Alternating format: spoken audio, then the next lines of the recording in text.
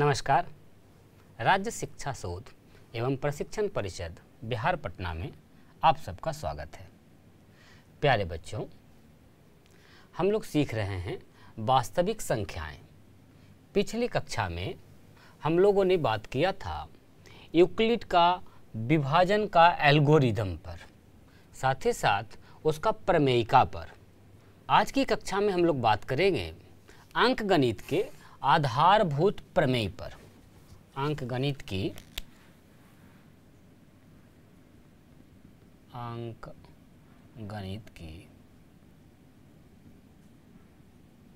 आधारभूत प्रमेय, fundamental theorem of arithmetic.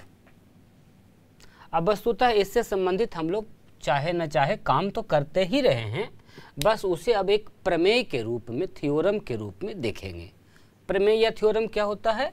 पिछली कक्षा में हम लोग बात किए थे, प्रमेय या थ्योरम वस्तुतः सिद्ध किया हुआ एक कथन होता है जो ठीक है, सिद्ध किया हुआ है। अब उन कथनों के प्रयोग के द्वारा और भी कई बातें हम लोग सिद्ध करते हैं या दिखाते हैं, दर्शाते हैं। तो आइए हम बात करेंगे अंकगणित के आधारभूत प्रमेय में। इसमें संख्याओं के अभाज्य गुणनखंड एवं उसे गुणा के रूप में खंड करना या गुणा करके संख्या प्राप्त करना, इन्हीं सब बातों पर विचार करेंगे। तो समझिए, किसी भी प्राकृत संख्या को, भाज्य संख्या को अभाज्य संख्याओं के गुणनखंड के रूप में लिखा जा सकता है। जैसे कोई भी संख्या है, भाज्य हो अभाज्य हो, कोई भी संख्या है, जैसे 2 है तो इसे 2 के रूप में लिखा जा सकता है, अभाज्य संख्या है 2। यदि कोई संख्या 4 है तो इसे हम लिख सकते हैं 2 गुना 2 के रूप में। कोई संख्या लिखा हुआ है 143, इसे लिख सकते हैं 11 गुना 13। यानी किसी भी संख्या को अभाज्य संख्या के रूप में, गुणा के रूप में, गुणनखंड के रूप में लिखा जा सकता है। और ये जो अभाज्य संख्याओं का जो गुणनखंड है, ये एक प्रकार से अद्वितीय है, यूनिक है। इसी के ठीक उल्टा यदि हम बात करें, संख्या को तो तोड़ा ही जा सकता है अभाज्य गुणनखंड में। अब यदि अभाज्य संख्याएं हों तो उनको गुणा करके भी प्राकृत संख्या प्राप्त की जा सकती है। हमने कहा कि प्राकृत संख्या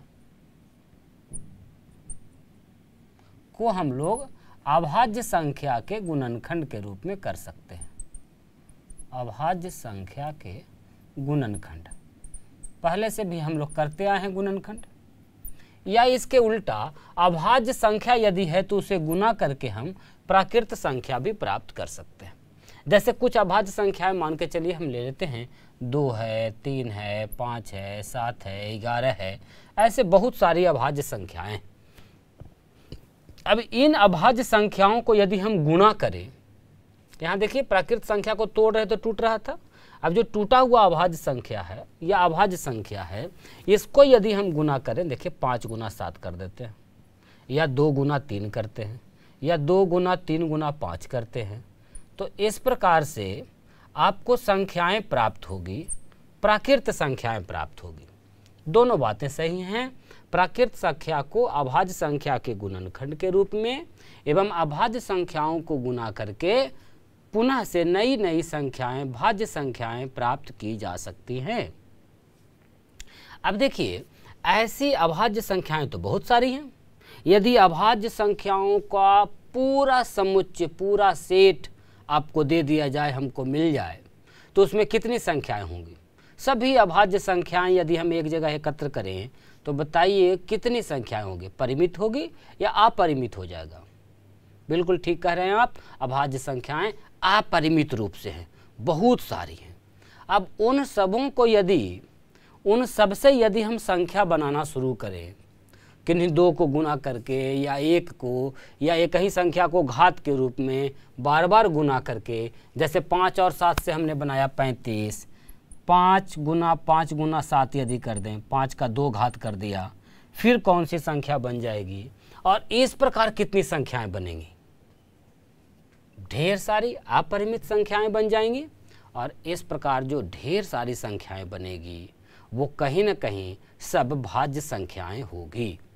यानी क्या अभाज्य संख्याएं यदि दे दी जाएं तो सभी भाज्य संख्याओं को बनाया जा सकता है या कुछ बच भी जाएगा? विचार कीजिए इस पर। बिल्कुल ठीक कह रहे हैं आप।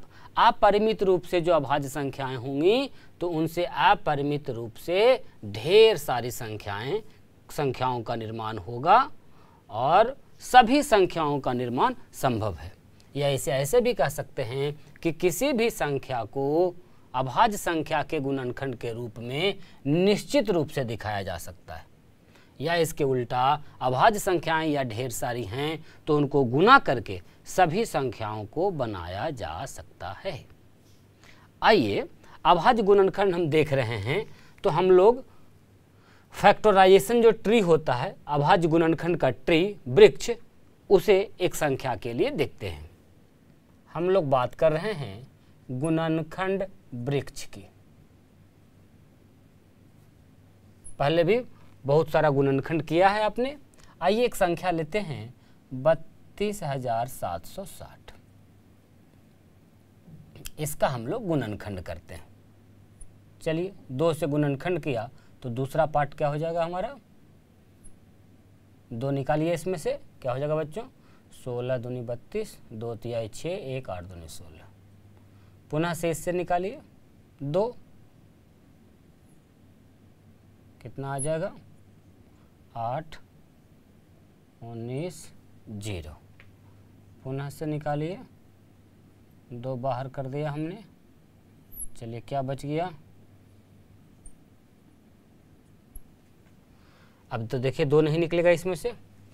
आइए 3 को बाहर करते हैं तो क्या बच जाएगा हमारा?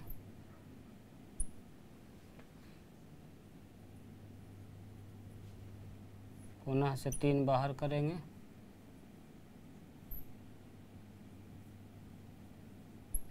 ये देखिए अब कितना से लगेगा? आइए 5 बाहर करते हैं,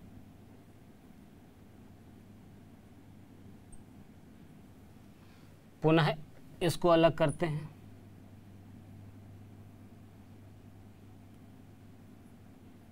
7 एक अभाज्य संख्या है, कितना बच जाएगा? 13। इस प्रकार से 32,760 का पूरा एक अभाज्य संख्या के रूप में हमने गुणनखंड किया। और क्या आ गया? 32,760 बराबर 2 गुणा 2 गुणा 2 गुणा 3 गुणा 3 गुणा 5 गुणा 7 गुणा 13। इस प्रकार से हम लोग गुणनखंड प्राप्त करते हैं। आप पीछे भी करते रहे हैं। एक ही संख्या यदि बार बार आ रहा है तो हम उसे घात के रूप में भी लिखते हैं। तो इसे किस प्रकार लिखा जा सकता है? 2 के घात 3 गुना 3 का घात 2 गुना 5 गुना 7 गुना 13। इसमें अभाज्य संख्याएं 2, 3, 5, 7 और 13 का प्रयोग हुआ है। तो किसी भी बड़ी से बड़ी संख्या को आप आसानी से इस प्रकार गुणनखंड कर सकते हैं। अब ध्यान दीजिए, किसी एक संख्या का यदि हम अभाज्य गुणनखंड करते हैं, गुना के रूप में खंड करते हैं, तो इसका गुणनखंड ठीक इसी रूप में हो सकता है और किसी रूप में नहीं हो सकता। ये एकदम यूनिक वे है, एक ही तरीका है, अद्वितीय है। ध्यान दीजिए हम जो बोलना चाह रहे हैं, यदि किसी संख्या का अभाज्य गुणनखंड करते हैं तो ये जो अभाज्य गुणनखंड आया है ये बस यही हो सकता है। इसके अलावे कोई दूसरा अभाज्य गुणनखंड 32,760 का नहीं होगा। एकदम ये अद्वितीय है, बशर्ते कि क्रम को ध्यान ना रखा जाए। ऐसा नहीं आप कह दें कि 5 को पहले लिख दिए हैं, 2 को बाद में लिख दिए हैं, तो वो एक अलग तरीका हो गया। नहीं, उसको हम लोग कंसीडर नहीं कर रहे हैं। क्रम को यदि ध्यान में न रखा जाए तो किसी भी संख्या का यदि आप गुणनखंड करते हैं अभाज्य गुणनखंड, तो वो जो अभाज्य गुणनखंड होगा एकदम यूनिक तरीके से होगा, अद्वितीय होगा। यानी कि उसका और कोई अभाज्य गुणनखंड संभव दूसरे तरीके से नहीं है। इसी बात को हम लोग प्रमेय के रूप में लिख दिए हैं। प्रमेय के रूप में यदि लिख दें तो उसे ही कहा जाता है अंकगणित का आधारभूत प्रमेय। एकदम फंडामेंटल थ्योरम जो है अरिथमेटिक का, क्या हो गया प्रमेय हमारा? प्रमेय हो गया कि किसी भी संख्या का अभाज्य गुणनखंड एकदम अद्वितीय होता है, यूनिक वे में होता है, बशर्ते कि क्रम को ध्यान में न रखा जाए। तो आइए हम अभी आपके बोर्ड पर प्रमेय लिखते हैं। आप यदि नोटबुक के साथ बैठे हैं तो जहाँ थ्योरम्स आ रहे हैं, प्रमेय आ रहे हैं, उन्हें आप भी साथ में नोट करते चलें। बच्चों, यदि आप नोटबुक लेकर बैठे हैं तो बिल्कुल नोट कर लेंगे। प्रमेय, अगला प्रमेय हमने लिखा है, ये प्रमेय क्या कह रहा है? अभी जो आपको बता रहे थे कि कोई भी संख्या है, भाज्य संख्या यदि है, तो उसे अभाज्य संख्याओं के गुणनफल के रूप में बिल्कुल तोड़ा जा सकता है। और ये जो गुणनखंडन होगा, जो टूटेगा अभाज्य संख्या के रूप में, इसमें यदि सीरीज का ध्यान न दें, क्रम का ध्यान न दें, आगे पीछे का ध्यान न रखें, तो एकदम अद्वितीय यूनिक वे में होता है। इसी बात को लिखा गया है कि प्रत्येक भाज्य संख्या को अभाज्य संख्याओं के एक गुणनफल के रूप में लिखा जा सकता है। कोई भी भाज्य संख्या हो उसे अभाज्य संख्याओं के गुणनफल के रूप में लिख सकते हैं। खास बात यह है कि अभाज्य संख्याओं के गुणनफल के रूप में जब लिख देंगे, हम व्यक्त कर देंगे, तो वो जो खंड हुआ गुणनखंड, वह एकदम अद्वितीय होगा, मतलब यूनिक वे में होगा। उसके जैसा और कोई खंड संभव नहीं है। जैसे हम कोई भी संख्या ले रहे हैं 60, ये एक भाज्य संख्या है। यदि इसे गुणनफल के रूप में अभाज्य संख्या के गुणनखंड के रूप में इसे हम लिखें तो क्या लिख सकते हैं? ध्यान दीजिए, 2 गुना 2 गुना 3 गुना 5। देखिए गुना करके, 2 दूनी 4, 3 12, 5 60।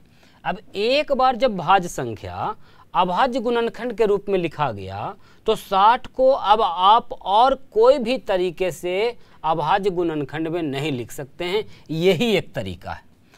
ऐसा नहीं है कि क्रम को बदल दें। यदि हम 60 बराबर लिख दें कुछ इस प्रकार से, 2 गुना 3 गुना 2 गुना 5, या कुछ इस प्रकार से लिख दें कि 2 गुना 5 गुना 3 गुना 2, तो इसे आप अलग अलग तरीका, अलग अलग वे नहीं कह सकते हैं, क्योंकि बातें तो वही लिखी है, सिर्फ क्रम का बदलाव हमने किया है। तो यही कहा है कि आने वाले क्रम का यदि ध्यान न दें तो क्रम के बिना जो लिखा हुआ है ये एकदम यूनिक होगा, अद्वितीय होगा। अब इसी का उपयोग करके हम आगे देखेंगे, आपके साथ में मिलकर बहुत सारी बातें सिद्ध की जाएगी। आशा है आपको प्रमेय समझ में आया होगा। बिल्कुल आसान है। किसी भी भाज्य संख्या को अभाज्य संख्याओं के गुणनफल के रूप में व्यक्त किया जा सकता है, बिल्कुल ठीक। और व्यक्त जब कर देंगे तो अभाज्य गुणनखंडों का जो वह समूह होगा, वह ग्रुप होगा, वह क्रम के बिना सीरीज का अगर ध्यान न दें तो एकदम अद्वितीय होता है, यूनिक वे में होता है। किसी भी संख्या का आप अभाज्य गुणनखंड करके देख सकते हैं। अब जैसे हम कह रहे हैं कि भाज्य संख्या को अभाज्य संख्याओं के गुणनफल के रूप में व्यक्त किया जा सकता है, ठीक इसी प्रकार से यदि अभाज्य संख्याओं का भी ग्रुप दिया रहे तो उसको गुना करके हम लोग नई नई भाज्य संख्याएं बना सकते हैं। और नई क्या, यदि रिपीटेशन ना हो, एकदम फिक्स दिया हो कि यही सब संख्या है, तो उससे गुना करके आप एकदम फिक्स भाज्य संख्या प्राप्त कर सकते हैं। आइए बच्चों, ये जो अंक गणित का आधारभूत प्रमेय है, इसकी सहायता से आइए हम कुछ बातों को सिद्ध करते हैं। विचार करते हैं कि कोई संख्या लिखा हुआ है 4 पर पावर n, जहां n कोई प्राकृत संख्या है, कोई प्राकृत संख्या है।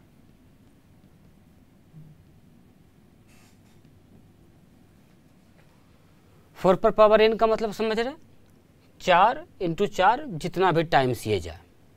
अब हमें ये जांच करना है कि 4 पर पावर n किसी भी n के लिए, n कोई भी प्राकृत संख्या है, क्या n के किसी भी मान के लिए 4 पर पावर n का इकाई अंक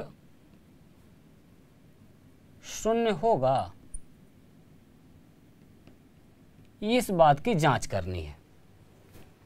प्रश्न हमारा क्या है, 4 पर पावर n है जहां n कोई प्राकृत संख्या है, क्या n के किसी मान के लिए या n के कौन से मान के लिए इसका इकाई अंक शून्य होगा।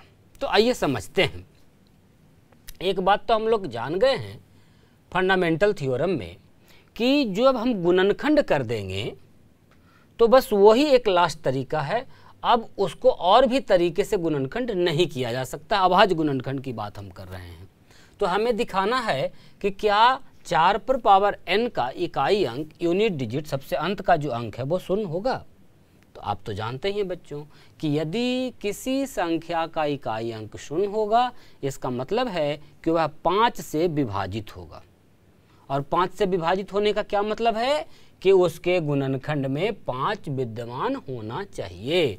यानी हम ये कह सकते हैं कि यदि 4 पर पावर n का इकाई अंक शून्य होगा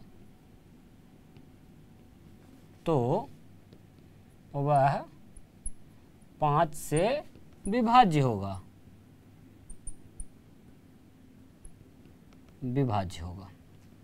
ये तो तय है। इकाई अंक यूनिट डिजिट जैसे ही शून्य होगा, 0 होगा, तो वो कितना से विभाजित होगा, 5 से। अब देखिए 4 पर पावर n को यदि हम अभाज्य गुणनखंड करें तो क्या हो जाएगा, 2 गुना 2 पर पावर n अर्थात 2 पर पावर 2n। अब इसका जब अभाज्य गुणनखंड किए तो ये सिर्फ 2 के खंड के रूप में ही आ रहा है, 2 गुना 2 गुना 2 कई बार आएगा, 2 का ही खंड आ रहा है, जबकि ये कह रहा है कि 5 से विभाजित है, यानी कि यहाँ पर 5 भी आना चाहिए था। अब जब 5 नहीं आ रहा है तो इसका मतलब ये है कि किसी भी हाल में n के किसी भी मान के लिए इसका इकाई अंक कभी भी शून्य नहीं होगा। तो इसी तर्क को यहाँ हम लोग लिख देंगे कि ये तो पता है कि अद्वितीय तरीका है और तो इसका खंड हो नहीं सकता है, और अभाज्य गुणनखंड में, अभाज्य गुणनखंड जब हम लोगों ने किया है तो अभाज्य गुणनखंड में केवल 2 है, 5 नहीं है, अतः 5 से विभाज्य किसी कीमत पर नहीं होगा। अतः हम कह सकते हैं कि n के किसी भी मान के लिए इकाई अंक शून्य नहीं होगा।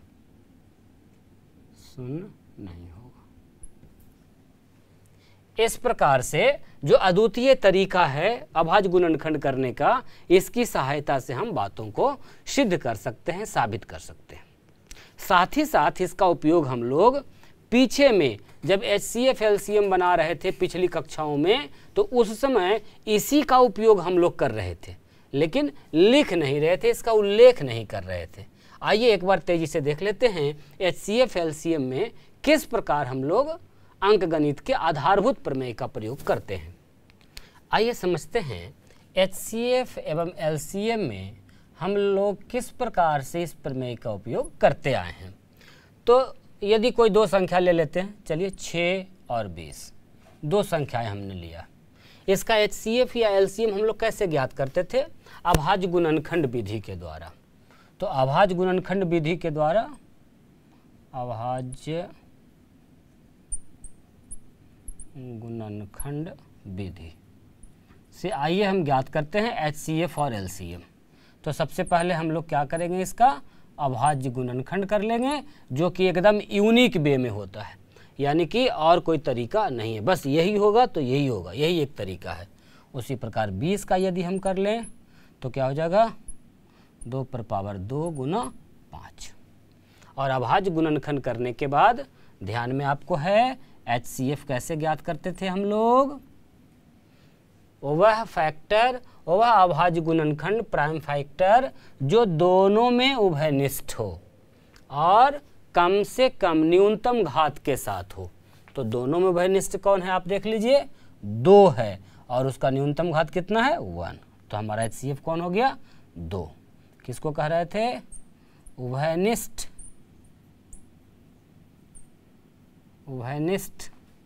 गुणनखंड न्यूनतम घात के साथ,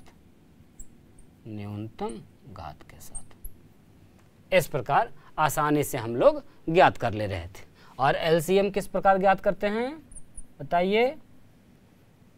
LCM ज्ञात करते हैं गुणनखंड जो आपने किया उससे संबद्ध जितने भी खंड हैं उन सबको लिखना है, और लेकिन साथ ही साथ अधिकतम घात के साथ।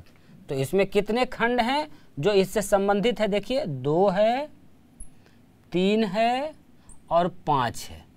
घात कौन सा देंगे? जो अधिकतम होगा। तो यहाँ देखिए अधिकतम कौन है? 2, 3 तो एक ही बार है, 5 एक ही बार है। आइए हल कर लेते हैं। हो गया 2 दूनी 4, 3 12 पंचे 60। तो ये हो गया आपका LCM, संबद्ध गुणनखंड अधिकतम घात के साथ, आशा है आप पहले बनाए होंगे तो आपको ध्यान भी होगा, नहीं तो एक बार तेजी से हम लोगों ने दोहरा भी लिया है। तो इस प्रकार हम लोग HCF और LCM में इसी विधि का तो उपयोग करते हैं, तभी तो एक ही उत्तर आता है HCF और LCM का। अगर ये कई तरीके से हो सकता था तो फिर बनता ही नहीं। ध्यान दीजिए, यहाँ हमारा HCF आ गया 2 और LCM आ गया है 2 और 60 का गुणनफल यदि करें तो क्या जो संख्याएं दी गई थी उसके गुणनफल के बराबर होता है? क्या दोनों ही स्थिति में बराबर उत्तर आ रहा है? और इसी बात को जानकर मानकर हम लोग क्या कहते हैं कि HCF ऑफ कोई भी 2 नंबर ले लीजिए, A और B चलिए ले लिए हैं, और गुना LCM of A and B is equal to A गुना B। लेकिन ध्यान रहे बच्चों, यह सिर्फ 2 नंबर के लिए ही ठीक है। यदि 3 नंबर है ABC तो HCF ऑफ ABC गुना LCM of ABC is not equal to A गुना B गुना C। ये जो है मासा गुना लासा बराबर पहली संख्या गुना दूसरी संख्या, ये सिर्फ 2 ही संख्या के लिए है। तो कभी यदि 2 संख्याओं के साथ साथ HCF दिया रहे या आपने HCF निकाला है तो आप LCM आसानी से ज्ञात कर सकते हैं इस विधि का उपयोग करके। चलिए HCF और LCM से संबंधित एक और प्रश्न हम लोग देखते हैं। 96 है और 104 है का HCF ज्ञात करें और इसके बाद पुनः LCM ज्ञात करें। फिर इस प्रकार के फॉर्मूला का उपयोग करके। तो आइए पहले हम लोग HCF ज्ञात करते हैं। क्या तरीका है HCF ज्ञात करने का? अभी हम लोग चर्चा कर रहे थे, जो भी संख्या दिया गया है उसका हम लोग अभाज्य गुणनखंड कर लेंगे। तो आइए करते हैं। कितना हो जाएगा? 2 गुना 2 गुना 2 गुना 2 गुना 2 गुना 3। आइए गुना करके देख लीजिए। 2 दूनी 4 दूनी 8 दूनी 16 दूनी 32 अस्तिया 96। ठीक इसी प्रकार से यदि आप 104 का करें तो कितना हो जाएगा 104 का? 2 दूनी 4 दूनी 8 गुना 13। 13 गुना 8 बराबर कितना होगा? 104। बिल्कुल हो जाएगा। अब दोनों संख्याओं का जब अभाज्य गुणनखंड हो गया तो HCF किसे कहते हैं बच्चों? आप चाहें तो इसे घात के रूप में लिख सकते हैं, तो हो जाएगा 2 पर पावर 1 2 3 4 5 गुणा 3, और इसे यदि घात के रूप में लिखेंगे तो हो जाएगा 2 पर पावर 3 गुना 13। HCF अभी हमने आपको बताया था जो उभयनिष्ठ गुणनखंड होता है, जो दोनों में शामिल होता है और साथ ही साथ न्यूनतम घात के साथ होता है। तो आप देखेंगे 3 या 13 दोनों में नहीं है, लेकिन 2 दोनों में है। तो 2 को हम लोग बाहर कर लिए। घात कौन सा देंगे? मिनिमम, न्यूनतम वाला। तो यहाँ देखिए 5 है और यहाँ 3 है। 5 और 3 में कौन है न्यूनतम? बिल्कुल ठीक, 3। ये हमारा HCF निकल कर ज्ञात हो गया। आप चाहें तो इसे सरल कर सकते हैं, 2 गुना 2 गुना 2 3 बार, कितना हो जाएगा बच्चों? 8। HCF तो हमारा निकल गया। अब कहता है LCM भी ज्ञात करें। तो आप यहाँ से भी ज्ञात कर सकते हैं, या फिर आपने फॉर्मूला पढ़ा है कि HCF of 2 numbers multiply by LCM of 2 numbers is equal to both numbers का प्रोडक्ट। तो हम उसे इस प्रकार बना सकते हैं, 8 गुना LCM बराबर दी गई संख्याओं का गुणनफल, मतलब 96 गुना 104। तो आइए हम लोग ज्ञात कर लेते हैं। LCM भी ज्ञात हो गया हमारा, 96 गुना 104 बट्टा में 8, काट लीजिए, 12 8 96, 12 से गुना कर लेते हैं, 12 4 48 4 12। इस प्रकार से लघुत्तम या LCM भी आप आसानी से ज्ञात कर सकते हैं। तो हम लोगों ने देखा कि किस प्रकार से फंडामेंटल थ्योरम का उपयोग करके हम लोग HCF एवं LCM भी ज्ञात करते हैं। अब इसका उपयोग हम लोग आगे की कक्षा में देखेंगे कि इसका उपयोग करके कैसे किसी भी संख्या की अपरिमेयता सिद्ध करते हैं, संख्या इरेशनल है या नहीं, ये सिद्ध करने में भी इसी आधारभूत प्रमेय का उपयोग हम लोग करेंगे। वो बातें हम लोग अगली कक्षा में करेंगे। फिलहाल आप अभी तक जितना जाने हैं, इस पर आधारित जितने भी अभ्यास के प्रश्न हैं आपके पाठ्य पुस्तक में दिए गए हैं, उन अभ्यास के प्रश्नों को बना जाइए। बहुत आसान प्रश्न है। संख्याओं का अभाज्य गुणनखंड करना है, या गुणनखंड दिया है तो उसको मिलाकर संख्या बना लेना है, संख्याओं का HCF और LCM ज्ञात करना है। इस प्रकार के हल्के हल्के आसान प्रश्न हैं। आशा नहीं, पूर्ण विश्वास है कि आप अभ्यास के सभी प्रश्नों को कर जाएंगे। और जब हम लोग अगली कक्षा में मिलेंगे और भी नई जानकारी प्राप्त करेंगे, सीखेंगे। तब तक के लिए खूब अभ्यास कीजिए, खूब अभ्यास करते रहिए और खुश रहिए। बहुत बहुत धन्यवाद आपका। नमस्कार।